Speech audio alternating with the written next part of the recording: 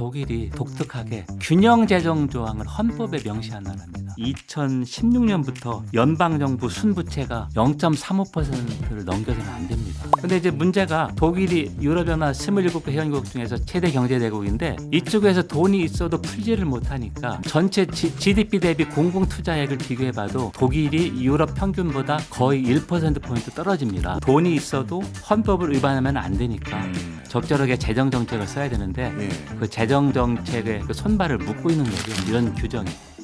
오늘의 플러스 유럽의 버팀목 독일 경제의 위기에 대해 알아보겠습니다.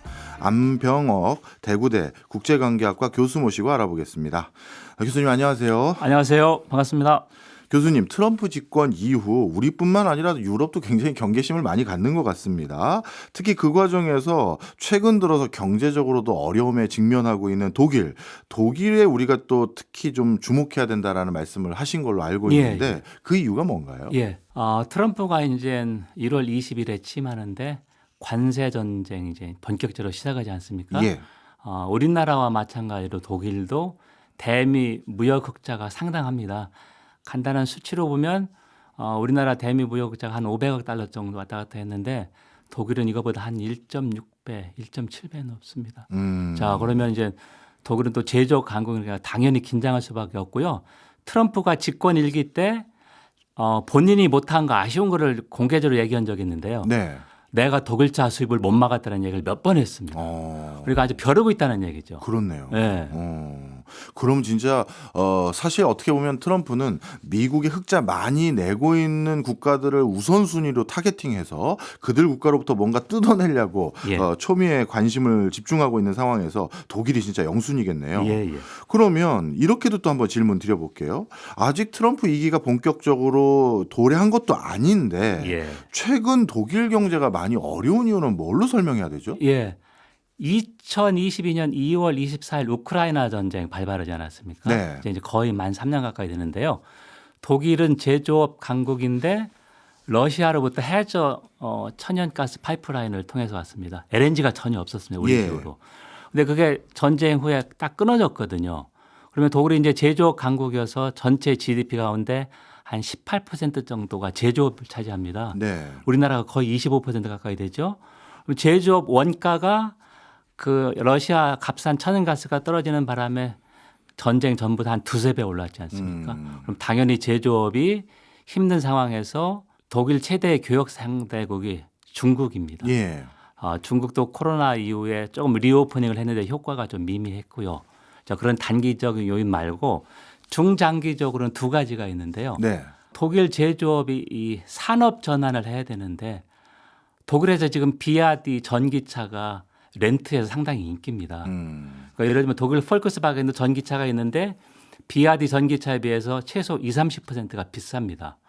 그러면은 렌트 시장에서는 비아디 경쟁이 안 되지 않겠습니까? 유럽 소비자들이 이제 폴크스바겐이나 독일차 그런 좀 브랜드 충성도가 있기 때문에 좀 살 텐데 일반 비즈니스 시장에서는 경쟁이 도저히 안 되고 또 하나는 우리나라 베이비 부머 세대처럼 독일도 이제 1차 베이비 부머가 2차 전에 은퇴하고 2035년까지 점차 은퇴하면서 700만 명 정도 노동력 부족하다고 하거든요. 지금 이제 독일의 생산 가능 인구 15세, 64세가 한 5,300만 명 정도 되는데요. 거의 7, 8%가 부족한 거 아니겠습니까? 그 많은 인력 어디서 가져오냐 이거죠. 그렇네요. 그래서 이제 독일에 또 난민도 많이 받고 그래서 단기적으로 전쟁뿐만 아니라 독일의 그 근본적인 그 산업 구조, 제조업 전환이 좀 뒤처져 있고 그 다음에 우리가 얘기하고 있는 인구 통계, 그 노동력이 급감하는데 어디서 부족한 노동력을 메꿀 것이냐 그게 지금 더 큰 문제라고 볼 수 있습니다. 그렇군요. 지금 교수님께서 이제 독일 경제가 근본적으로 체질 개선을 빠르게 못했던 이유 그리고 단기적으로는 에너지 수급에 있어서 열악한 상황에 놓이다 보니까 어려움이 가중됐던 그런 걸 설명을 해주셨는데요. 그런데 이런 질문도 있을 것 같아요.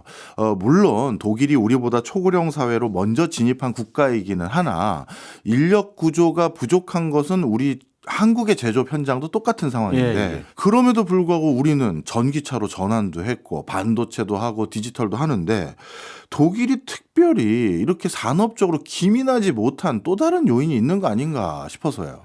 저도 이제 그런 질문을 많이 받았는데요. 우리가 흔히 생각하기에 이제 유럽은 삶의 속도가 우리나라보다 훨씬 더디고 네. 그렇지 않습니까? 가서 살다 보면 좀 속이 많이 터지거든요.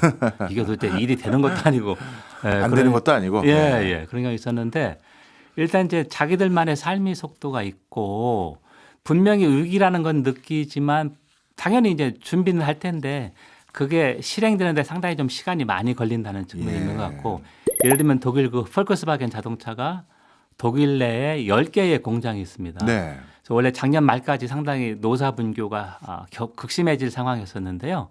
원래는 사측에서는 최소한 2-3개 공장은 폐쇄한다고 그러는데 결국 노사 협상에서 폐쇄는 못하고 네. 독일 내 10개 공장을 위해서 점진적으로 인력 줄이는 거로 이제 어느 정도 타협이 됐거든요. 자, 그런 거 보면 아무래도 독일은 우리하고 다르게 그 노사 공동 결정이 법으로 규정돼 있습니다. 네.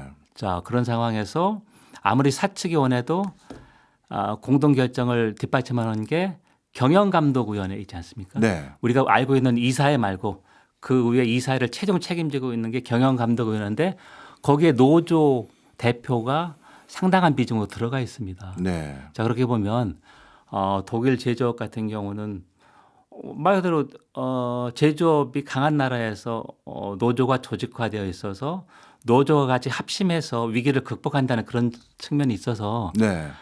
이 노조 때문에 안 된다는 게 아니고 예. 우리나라에 조금 오해가 할 수 있지 예, 않는데 예. 그건 아니고 분명히 노조와 함께 사측이 위기를 극복하는데 그만큼 시간은 좀 더 걸리고 점진적으로는 되고 있다 저는 이렇게 생각하고 있습니다. 네. 어떻게 보면 약간 근본적인 질문일 수도 있을 것 같은데요. 요즘 전 세계적으로 보면 국가 리더십이라든가 이런 형태의 변화가 스트롱맨들을 더 선호하는 형태로 유권자 표심이 가는 것 같아요. 예. 미국도 트럼프 대통령이 또 결국 당선이 됐고 생각보다 압도적으로 예. 뭐 시진핑이라든가 푸틴이라든가 뭐 다른 데도 그렇고요. 그 이유를 좀 살펴보니까 많은 국가의 유권자들이 이 민주적인 함의와 합의를 도출하는데 너무 많은 시간 소요가 걸리고 이게 효율성의 부분에서 약간 의구심을 갖다 보니까 우리가 그런 경로가 아닌 길을 사례로 찾았을 때 독일 사례 정말 많이 우리가 이야기하죠, 우리가. 얘기하지 않습니까? 독일 내부 분위기는 요즘 어떻습니까? 저도 이제 독일하고 이제 유럽 통합 이런 거 살펴보면서 독일도 마찬가지로 우리 독일 극우 정당, 독일 대한당 이야기 들어봤을 겁니다. 네. 2012년에 창당했는데 지금 두 번째 정당 지지도입니다. 네. 여당보다 앞서서 지지도를 받고 있거든요. 와, 그렇게 올라왔어요. 예, 그게 이제 경제가 힘들다 보고 서민한테 직접 타격이 오는데 이 보통 극우 정당들은 단순한 해결책을 제시하지 않습니다. 그렇죠. 내가 다 해결해 줄게. 예. 상황은 그렇지 않은데. 예. 그러니까 이제 기존 정치권에 대한 실망이 그래서 젊은 세대도 극우 정당을 많이 지지하는 게 지금 두드러지거든요. 독일도 마찬가지 현상인데 또 독일에서 저희가 하나 조금 더 뭐라 그럴까 시사점을 배운다는 건 뭐냐면 독일은 연립 정부가 네. 정치의 문법입니다. 예. 그러니까 어느 한 정도 과반을 얻기가 힘들기 때문에 보통 이제 중도 우파나 중도 좌파 1, 2정당이 3, 4위를 한 정당과 연립 정부를 구성하거든요. 예. 자, 그렇게 되면 뭐냐면 정치가 뭐냐 할 때 우리가 서로 상이한 정책이나 의견을 조율하는 걸 정치라고 할 때 예를 들면 이제 독일 선거제도가 소선거제 플러스 비례대표제가 결합되어 있기 때문에 이런 그 정치, 합의 정치, 협력, 타협의 정치를 가능한 거거든요. 네. 아직도 독일은 그런 메커니즘은 건재하지만 경제가 어렵고 난민을 많이 받아가고 있는 그 상황이다 보니까 극우 정당이 지속적으로 정당 지지도를 상당히 높인 건 사실입니다. 그런데 네. 다행스러운 것은 기존에 우리가 알고 있는 기독교 민주당, 기독교 사회당, 중도 우파 예. 아니면 사회민주당, 중도 좌파나 녹색당이나 이 이후의 극우 정당하고는 절대 연립 정부를 구성하지 않겠다는 걸 확약을 했습니다. 그래서 주정부 차원에서는 극우 정당이 일부 아직까지 들어가지는 못했고요. 연립 정부 우리가 알고 있는 중앙정부 차원에서는 극우 정당은 만년 야당으로 남을 것이다 이렇게 생각해요. 그렇기 때문에 극우의 정책을 조금 완화된 측면을 받아들일 수는 있겠지만 네. 극우 정당이 연립 정부에 들어오지 못하기 때문에 아직까지 독일은 그렇습니다. 예. 스웨덴이나 핀란드 쪽은 들어갔거든요. 예. 극우 정당이. 근데 아직도 독일은 극우 정당이 연립 정부의 연정 파트너로서는 아직 아니다. 예. 예. 그렇기 때문에 분명히 기존 정치권에서는 유권자의 불만 그런 걸 해소하기 위해서 예를 들면 뭐 지금 독일 조기 총선 선거전 중인데요. 예. 난민 적게 받고 그리고 독일에서 최근에도 테러가 있지 않았습니까? 예. 그게 이제 보통 이제 중동 사람들이 들어와서 정착했는데 아니면 몇 년 전에 크리스마스 베를린 테러는 원래 강제 추방 예정자인데 당국이 그 사람을 제대로 적시에 추방을 못했기 때문에 테러가 일어난 거거든요. 네. 그래서 이제 그런 강제 추방, 그러니까 난민 탈락자에 대한 그런 거 강화하겠다 그런 거는 좀 그래도 정책적으로 반영하려고 하고 있습니다. 그렇군요. 제가 그걸 여쭤봤던 이유가요. 독일의 정치 성향이라든가 구조를 여쭤봤던 이유가 자동차 산업 때문이거든요. 예. 한때는 독일의 자동차 산업을 대표하는 근로자의 어떤 뭐라고 할까요? 근무 환경이 예. 뭐 전 세계적으로 최초로 주 4일 근무제를 하려고 한다더라. 주간 근무 시간도 뭐 52시간도 많아서 40 몇 시간도 많고 그래서 30 몇 시간 얘기까지 나왔던 예. 걸로 들었는데 예. 지금 정작 독일에서 자동차 산업의 산업 구조가 위험하다 이런 소리도 들리고 있는 이 마당에 예. 지금 이런 정치 구조 속에서 독일의 자동차 산업에 근무하는 근로자와 회사 어떻게 상황 인식을 하고 어떤 변화를 모색하고 있습니까? 일단 독일 제조업이 GDP에서 한 18% 정도고요. 네. 제조업 중에서 한 3분의 1 비중 가까이가 자동차죠. 자동차 산업입니다. 예. 그만큼 자동차가 메이드 인 저머니 상징 아닙니까? 그럼요. 그래서 이쪽이 진짜 제일 어떻게 보면 산업 전환에 뒤처졌는데 독일을 상징하는데 어떻게 보면 지금 독일의 하락 그거를 이제 대표하는 거거든요. 예. 그래서 이쪽이 하여간 노력은 하고 있는데 폴크스바겐도 사측 입장대로는 안 됐고 예를 들면 노동자들 근무 시간 단축인데 그 직업 안정은 보장해주고 원래는 2030년까지 보장해주고 했는데 근로자들 그 해고 없는 거를 네. 한 1, 2년은 줄였습니다. 근데 그거 가지고 좀 미비하죠. 예. 이 위기를 극복하기에는 분명히 위기의식은 공유하고 있고 대책은 강구하는데 쉽지는 않을 것 같고요. 예. 이 폴크스바겐이 또 어떤 구조가 되어 있냐면 이 볼프스부르크가 우리 울산이 뭐 자동차도 듯이 이 볼프스부르크가 폴크스바겐의 본사가 있는 데인데요. 네. 거기 이제 니더작센 주정부가 폴크스바겐의 2대 주주인가 그렇습니다. 아, 지자체가요? 예, 지자체가. 왜냐하면 폴크스바겐 자체도 히틀러 때 예, 그렇죠. 예, 그 자동차 공장이거든요. 예. 예, 나치의 그 산하 기구가 만든. 자, 그렇기 때문에 지금도 주정부가 예를 들면은 공장 몇 개 폐쇄한다 할 때 주정부가 그거를 찬성할 수가 없죠. 특히 선거를 앞두고는. 그렇죠. 예. 자, 그런 상황이기 때문에 이게 이제 뭐하고 맞물려 있냐면은요. 독일이 지금 이제 다음 달 23일에 조기 총선이 있습니다. 그래서 지금 한참 이제 선거전이 치열하게 있는데 지금 나온 게 경제하고 복지를 좀 크게 수술하겠다. 그래서 어젠다 2030, 2030 이야기가 나오고 있거든요. 그래서 그런 거 좀 맞물려 같이 진행되지 않을까 이렇게 생각합니다. 그렇군요. 아직까지는 내부에서도 뭔가 바꿔야 되고 변화를 해야 되는 건 알고 있는데 확정적으로 어디로 가겠다 이건 나온 건 아니라고 봐야 되나요? 분명히 사측은 그리는 그림이 있을 텐데 예. 노동조합하고 그 합의 지자체. 과정에서 예. 예, 그다음에 이제 펄크스바겐 같은 경우는 지방정부 합의 예. 과정에서 그게 조금 많이 뭐라 그럴까 타협이 될 수밖에 없는 상황이죠. 그렇군요. 전 세계적으로 하여튼 요즘 고민이 많아요. 왜냐하면 산업 구조가 빨리 바뀌어가고 있는데 속도가 잘 안 나는 거에 대한 걱정들도 있는데요. 그럼 질문을 좀 바꿔보겠습니다. 기존의 독일의 산업 구조에서 가장 대명사에 해당되는 이제 자동차 산업은 분위기를 알았고요. 예. 독일은 뭔가 새로운 산업엔 투자 안 합니까? 아니 독일 같은 나라가 뭔가 신산업 한다는 소리 못 들었어요. 그러니까 우리가 유럽 하면은 가지고 있는 이미지가 조금 오래됐고 고리타분하다 그런 이미지가 좀 맞을 텐데요. 우리 그 팬데믹 때 독일의 바이온텍이라고 기억나시죠? 네. 네. 그게 이제 아주 세계적으로 유명한 바이오 기업이 되지 않았습니까? 그 CEO가 터키 출신 2차 대전 후에 급속한 노동력이 필요했을 때 터키가 제일 먼저 왔거든요. 그 후손인데요. 의사 그쪽 하다가 이제 바이온텍을 해서 아주 굴지의 이제 생명 기업으로 성장시키지 않았습니까? 네. 그런 예가 있는데 조금 드물고요. 네. 작년 9월에 우리 마리오 드라기라고 아실 겁니다. 유럽 중앙은행 총재를 역임했던 사람이 유럽 경쟁력을 강화해야 된다 해서 내세운 게 제일 먼저 유럽이 디지털 경제를 구축해야 된다. 예. 그래서 이제 생산성 추이를 보니까 2002년에는 미국하고 유럽연합 그 27개 회원국하고의 생산성 격차가 구매력 평가를 할 때는 오히려 유럽이 앞섰습니다. 그런데 지금은 구매력 평가조차 10% 이상 떨어집니다. 명목 GDP로 하면 미국보다 3분의 1이 부족하고 예. 적고요. 자, 그래서 제일 먼저 유럽이 디지털 경제를 구축해야 된다고 하는데 아직까지 전 세계 50위 IT 기업 중에 유럽 기업이 들어가는 게 4개밖에 없습니다.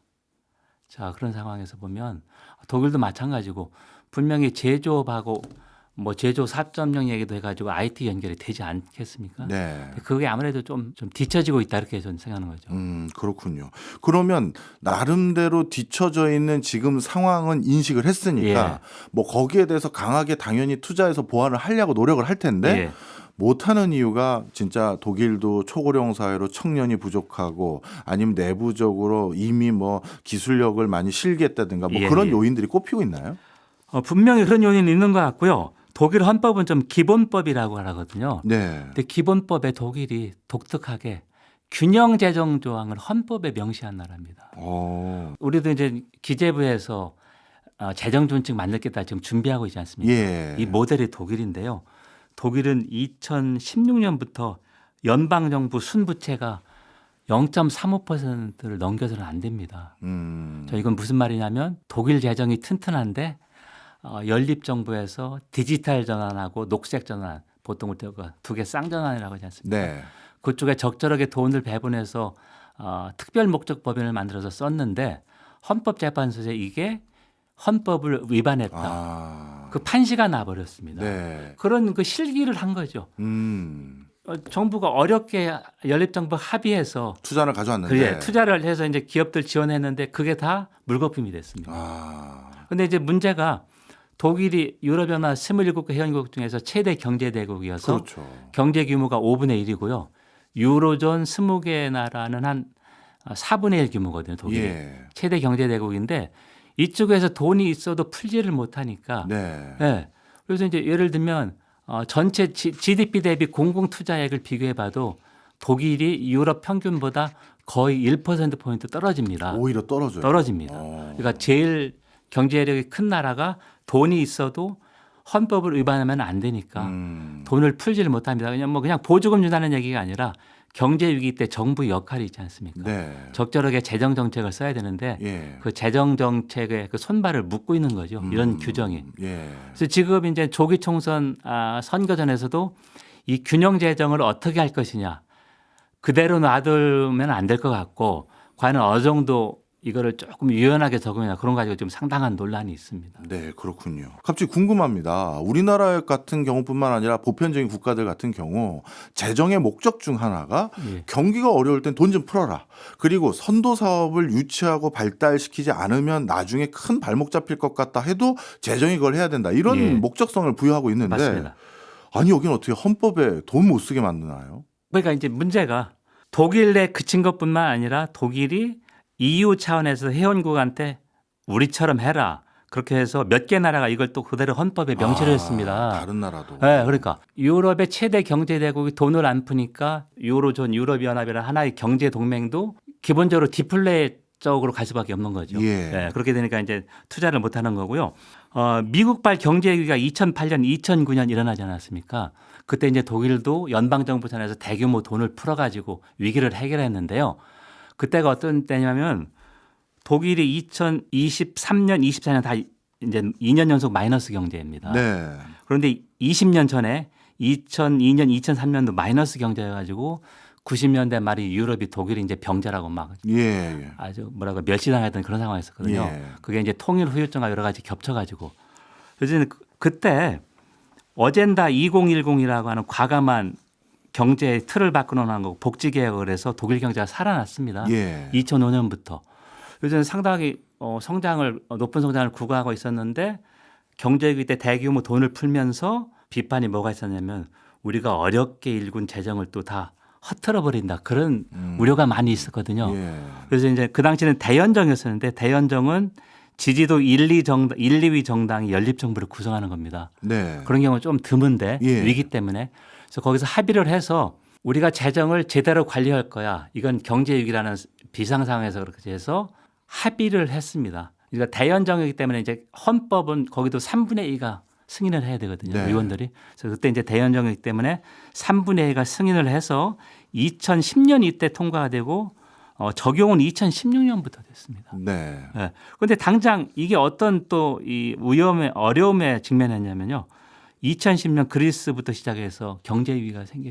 네.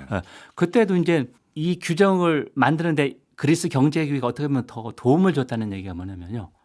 그리스 경제 위기 독일이 최대 경제가 도와주는데 그 대신에 우리가 허투루 돈을 안 쓰게 돼가지고 오히려 이 미국발 경제 위기하고 유로존 경제 위기가 독일의 헌법 기본법에 균형 재정을 넣도록 하는데 촉진제가 됐습니다. 오히려요. 그러니까 우리가 거꾸로 생각할 수 있는데 촉진제가 됐습니다.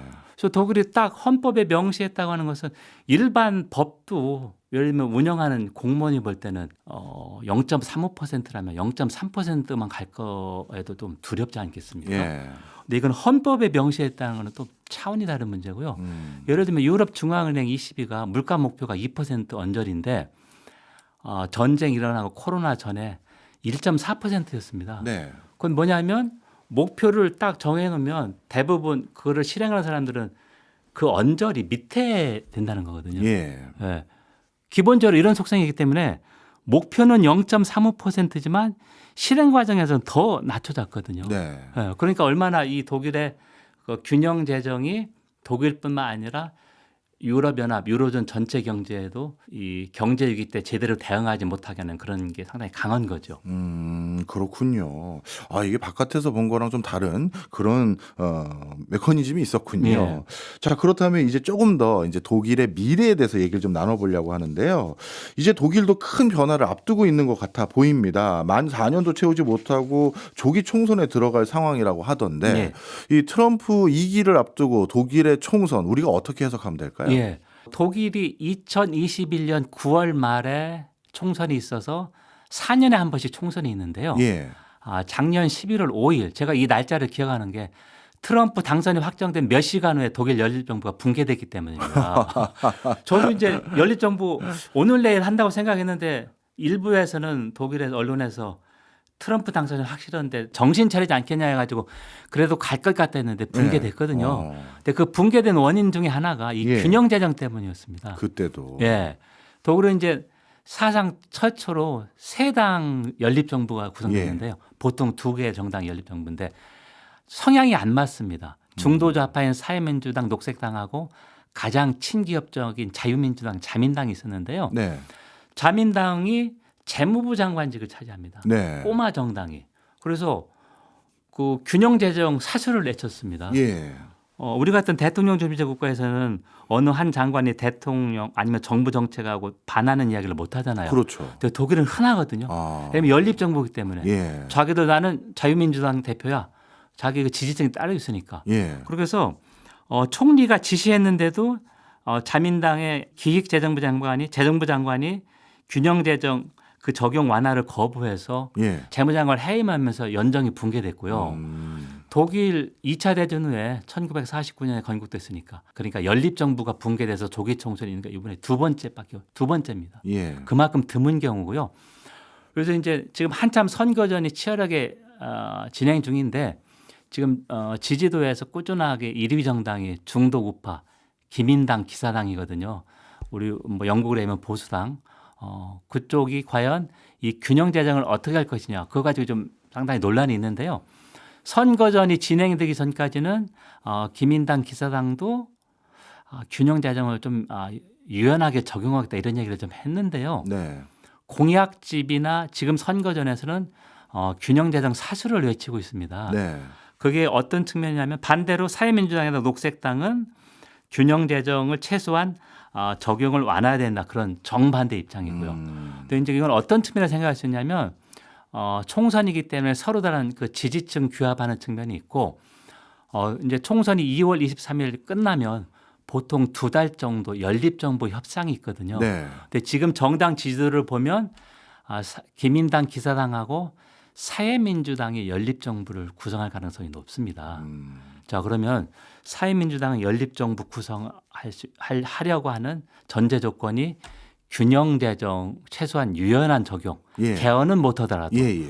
어느 정도 그게 합의가 돼야 연립정부가 구성될 수 있거든요. 예. 자 그렇게 보면 2월 말에 조기 총선이 끝나고 연립정부 구성 협상에서 이 균형 재정의 유연한 적용이 이게 상당히 큰 화두가 돼서 분명히 연정이 성립하려면 설령 기민당, 기사당이나 녹색당하고 연정이 성립하려면 이 균형 재정 적용 완화가 있어야 되거든요. 네. 자 그렇게 보면 첫 번째가 이 연립정부 구성에서 균형 재정 완화 적용이고요. 두 번째는 아까 제가 말씀드린 어젠다 2030 2037년 앞두고 우리가 2010년 어젠다 2010을 해서 경제를 재도약시켰듯이 다시 한번 경제 재도약하자. 그래서 어젠다 2030은 지금 지지도에서 1위를 달리고 있는 중도우파 정당이 전면에 내세웠습니다. 네. 한 20년의 성공의 기억이 있기 때문에 다시 한번 그거 살려서 한번 개혁해보자 그렇게 외치고 있습니다. 네. 어떻게 보면 진짜 독일도 변화 속에서 뭔가 새로운 그립감을 가지고 새로운 청사진을 제시한 정당들 간의 이합집산이 굉장하네요. 예, 예. 자, 그런데 독일의 또 미래를 또 예측할 때 또 단기적으로 큰 화두 중에 하나가 이제 조만간 우크라이나 전쟁이 끝날 것 같아 보이거든요. 예. 그러면 우리가 역사적으로 봤었을 때요, 인접 국가의 전쟁은 그 전쟁에 참여하지 않은 나라들에겐 엄청난 경제적 기회가 됐던 적도 많잖아요. 예. 자, 그러면 우크라이나 전쟁 지금까지는 일단 독일이 우크라이나 난민도 많이 받아주고 해서 부담감이 컸을 것 같고요. 예. 그건 어땠는지도 궁금하고요. 예, 예. 종전하고 나면 독일이 그동안 난민들 많이 도와주고 기여한가가 있으니 예. 전후 피해 복구 사업으로 독일 경제가 확 일어서는 거 아닐까, 또 이런 기대감도 있습니다. 어떻게 보세요? 예, 예. 일단 난민은 우리가 보통 이제 수치로만 이야기하지 않습니까? 네. 독일이 우크라이나 난민 100만 명 넘게 받았는데요. 이게 이제 정부 재정은 한정돼 있는데 독일이야 이제 나치 그런 역사적 부채감 때문에 난민은 적극적으로 수용하거든요. 특히 이제 전쟁 난민, 침략에 대한 전쟁 난민이기 때문에. 근데 이제 이 사람들 바로 받아서 난민 신청을 인정을 해줬기 때문에 보통 1인당 10,000유로가 들어갑니다. 네. 교육, 복지, 뭐 주택 다 해주기 때문에. 그래서 100만 명 넘게 받았다고 하는 것은 지금 유로화가 약세인데 한 11조 원 넘게 1년에 들어가는 거거든요. 11조 원이면 대구시 1년 예산입니다. 예. 그리고 2015년 후반에 그때도 시리아 내전 있지 않습니까? 예. 그때도 독일이 100만 명 넘게 받았습니다. 그러니까 음. 독일이 지금까지 받은 난민 그리고 해마다 난민 신청자가 20만 명 넘는데요. 독일의 난민 인정률이 한 50% 정도 되거든요. 많이 받아주네요. 그럼 1년에 10만 명 넘게 그냥 들어오고요. 예. 그럼 지금까지 21세기 들어서 제가 단순한 계산만 해도 독일이 받은 난민이 300만 명이 넘습니다. 대구시 인구가 230만 40만입니다. 예. 근데 그 많은 인구 난민을 적절하게 배치하고 복지 혜택 주고 교육시켜서 노동시장에 들어오는 게 분명히 근로역은 높아서 조사를 했더니 독일 시민보다 한 5, 6년 후에는 난민이 직업을 많이 가지고 취업률이 예. 높았습니다. 네. 하지만 그 이전까지는 정부 재정이 많이 들어갈 수밖에 없는 거고요. 예. 저도 이제 국내에서는 이 숫자만 얘기하는데 이 난민을 받음에 따라 그 재정 부담은 상당합니다. 그런데 이거는 당연히 이제 독일이 감수하고 있는 거고요. 이제 종전이 이제 트럼프가 침하면서 우크라이나 전쟁이 제 생각엔 늦어도 올해 안에는 휴전이나 아니면 종전이 되지 않습니까? 예. 종전이 되더라도 독일 해저 파이프라인은 다시 가동하는 건 상당히 시간이 걸릴 것 같고 최소한 몇 년. 왜냐하면 일부 구간은 훼손이 됐습니다. 그래요. 훼손이 됐고 그래서 상당한 요원할 것 같고 분명히 러시아는 종전의 대가로 제재 완화 그런 걸 요구하지 않겠습니까? 그래서 상당히 시일이 걸릴 것 같고 단기간으로 볼 수 있는 것은 우크라이나가 유럽연합 회원국 가입 협상을 시작했거든요. 예. 자, 그래서 이제 보통 한 10년 안에 가입한다고 보고 있는데요. 종전의 하나의 그 큰 패키지로서 우크라이나 유럽연합 가입도 러시아가 이 정도는 용인하지 않겠느냐. 나토 가입은 절대 반대하지만 네. 유럽연합 기본적으로 경제 블록이기 때문에 우크라이나가 일단 유럽연합 계속 가입 협상하면서 상당한 규모의 이제 재정 지원을 받습니다. 네. 유럽연합 예산에 따라서. 예. 근데 이제 독일이 아무래도 제조업하고 화학, 건설 이런 쪽도 좀 강국이다 보니까 우크라이나 재건 사업에 분명히 독일도 적극적으로 참여하리라고 생각합니다. 아직까지 그걸 대놓고 이야기하지는 않고요. 그래요. 보통 이제 유럽연합 차원에서 우크라이나 재건 사업 어떻게 할까? 1년 전에 나온 수치를 보니까 러시아가 이제 인프라를 많이 파괴하기 전입니다. 예. 그 이후부터는 전기나 뭐 공장 같은 인프라를 많이 파괴하지 않았습니까? 예. 그래서 1년 전에 세계은행이나 IMF 쪽이 공동 추산한 게 이유하고 우크라이나 재건 복구비가 우크라이나 GDP의 한 2배 정도. 그때가 2배 정도에 지금은 최소한 2.5배 정도는 늘지 않았겠나. 네. 그러니까 이제 거의 뭐 새로 나라를 건설하는 그런 입장일 텐데요. 그렇군요. 아무래도 EU가 가장 많은 지원을 하지 않을까. 그 중에서 이제 독일 경제가 제일 크기 때문에 분명히 그래도 독일 경제에 상당한 플러스는 되지 않을까 이렇게 생각합니다. 네. 어떻게 보면 우크라이나 전후 복구 사업에 유럽 차원에서 지원이 가긴 하나 예. 그 지원이 마이너스라기보다는 그래도 독일 경제에 플러스가 될 요인으로 해석할 수 있다. 이렇게 예, 보면 그렇게 되겠네요. 봅니다. 예, 알겠습니다. 자, 그런데 갑자기 궁금했어요. 방금 말씀 주실 때 독일은 그렇게 재정 부담까지 생각하면 많은 부담이 드는데도 왜 이렇게 난민을 많이 받아주는 겁니까? 예. 저도 이 난민 받는 거 보면 좀 놀라는데요. 그러니까 이거를 틈타서 난민 안대가 그 독일 극우정당, 독일 대한당이거든요. 예. 근데 난민을 받으면 단순히 여러 가지 이제 부담이 되는 게 뭐냐면 복지도 해줘야 돼, 주택, 네. 교육. 독일엔 법에 예를 들면 1인이 어느 정도 면적 그 딱 규정돼 있거든요. 그래서 예를 들면 독일 가서 방을 구하는데 우리식으로 뭐 여러 식구가 예를 들면 3-4명 식구가 원룸에 산다면 절대 임대가 안 됩니다. 네. 거기 법으로 딱 규정돼 있기 때문에 그런 상황에서 일단 난민을 이렇게 받아들인다고 하는 것은 독일의 그 역사적 부채 의식이 상당히 강하기 때문이고요. 우리가 알고 있는 독일 중도 우파도 난민이 너무 많이 받아서 이 극우 정당이 발효하기 전까지는 난민을 그래도 적극적으로 수용했는데 지금은 좀 되도록이면 적게 받으려 하는 그 정도로 좀 바뀌었거든요. 워낙 많이 받아서 부담이 크다 네, 보니까 이거를 난민을 받으면 주정부하고 연방정부 또 계속 협상을 해서 얼마나 지원해 주는 게 다 나와야 되거든요. 네. 그게 이제 보통 큰 문제가 아니기 때문에. 근데 저도 난민을 독일이 이 정도 받는 건 대단한 거고요. 예를 들면 네. 우크라이나 난민을 비교해 봐도 영국은 섬나라여서 이제 그런 것도 있지만 독일이 받은 우크라이나 난민 수하고 영국이 받은 난민 수가 영국이 독일이 한 20%밖에 안 받았습니다. 그만큼 크게 차이가 나거든요. 예. 예. 저 독일 난민 수용은 아무래도 그 나치 때 그런 홀로코스트나 그런 부채가 상당히 크고 독일 정치권에서도 우리가 이야기하는 유럽 중도 우파가 우리식으로 보면 좀 진보 정당에 가깝지 않습니까? 네. 그런 측면에서 보면 보편적인 인권 그런 게 좀 강하다고 볼 수 있습니다. 네. 앞서 1부에서부터 지금까지 이제 독일의 현안 당면 과제들에 대해서 쭉 설명을 주셨는데요. 이런 여러 가지 중첩된 과제들로 인해서인지 최근 3년 동안 독일 경제가 마이너스 성장을 기록한 상황인데 교수님께서는 어떻게 보세요? 독일이 조만간 이 경제난 잘 극복하고 다시 유럽의 병자라는 오명을 극복할 수 있다 없다 어떻게 생각하십니까? 일단 조기 총선에서 설문조사대로 이제 중도 우파가 제1당에 대해서 정권 교체가 되면 당연히 경제 제대가 없이는 독일이 유럽연합에서 영향력도 점차 줄 수밖에 없고요. 경제 대국이지만 경제가 유럽연합 평균을 훨씬 까먹고 있으니까 이제 말빨이 안 먹히는 거 아니겠습니까? 자, 그런 상황이기 때문에 경제 제도약을 우선할 때고 일단 정권 교체가 신호가 돼서 끝나고 연립정부 협상에서 이 균형 재정 조항이 어느 정도 타협이 될까 그거를 보고 그다음에 어젠다 2030 그걸 추진 속도를 보면 2-3년 안에 앞으로 그러니까 2028년 그때 이제 독일 경제가 예상보다 조금 성장이 높아진다면 좀 가망이 있다고 봅니다. 가망이 있다. 그런 측면에서 보면.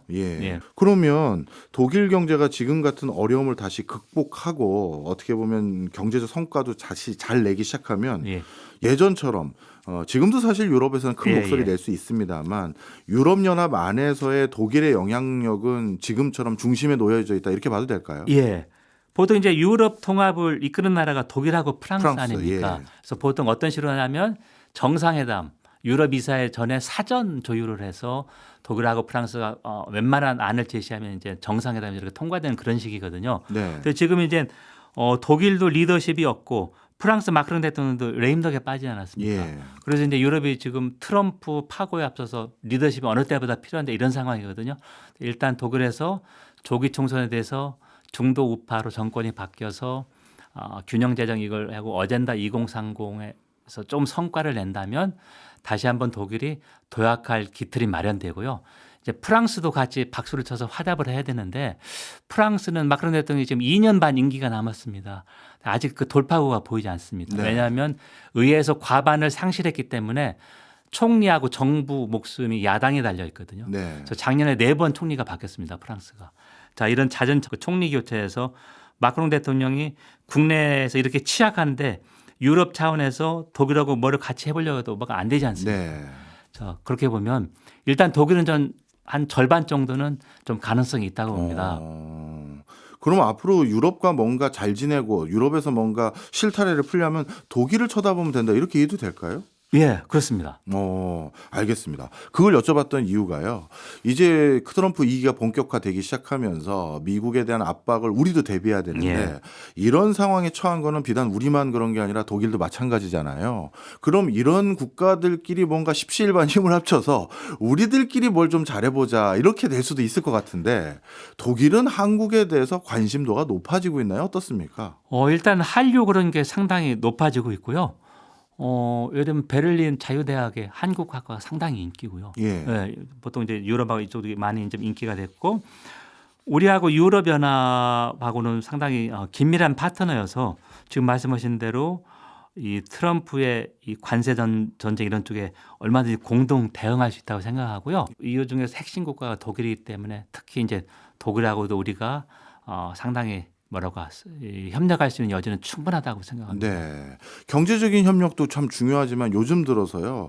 예전 생각하면 오싹할 때가 있어요. 뭐냐 하면 독일의 정책을 봤을 때 이런 사례가 있다. 그러면 우린 또 독일이 한다니까 그러면 그런 게 또 괜찮은 건가 보다 하면서 마치 뭐 사례 연구로 들고 오시는 분들 있잖아요. 예. 근데 지금 와서 봤더니 독일이 그것 때문에 크게 낭패 본 것도 좀 있는 것 같고 네. 그러면 우리는 독일을 타산지석으로 삼아야 될 게 꽤 있어 보이는데 복지와 어떻게 보면 사회적 균형 발전 이런 거에 선진 모델이었던 독일. 근데 또 경제 성장에 있어서는 요즘 약간 퀘스천 마크가 있는 것 같고 예. 이 두 개를 독일을 바라봐서 우리는 어떤 답을 얻으면 좋을까요?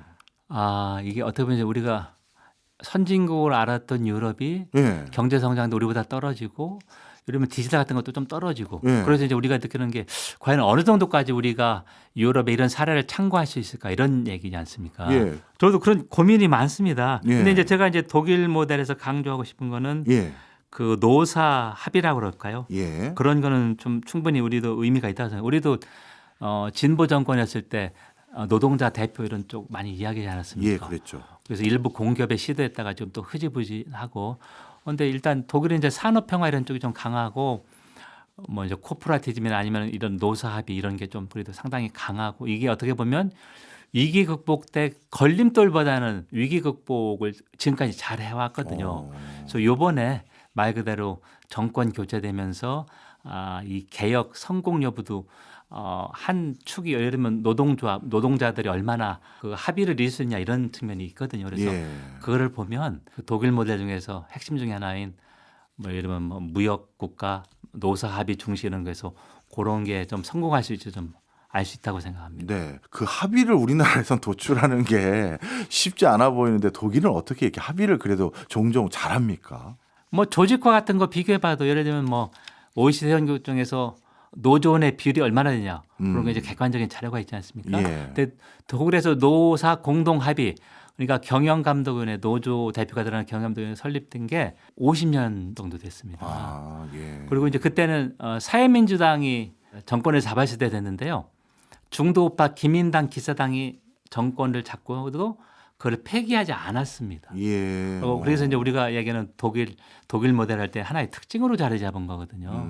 자, 그렇게 보면 우리도 말 그대로 정권 보수나 진보에 관계없이 괜찮은 뭐라고 할까 그런 정책 같은 건 좀 지속성이 있으면 상당히 좋을 텐데 아직까지 우리는 좀 그런 게 좀 부족하지 않습니까? 네. 그래서 그런 게 좀 안타깝죠. 네, 알겠습니다. 한때는 우리가 정말 베스트 모델로 생각했던 독일, 지금은 주춤한 이유는 무엇이고 거기에서 우리는 어떤 또 성찰을 할 수 있는지 오늘 알게 되는 좋은 시간이었던 것 같습니다. 지금까지 안병억 대구대 국제관계학과 교수였습니다. 고맙습니다. 감사합니다.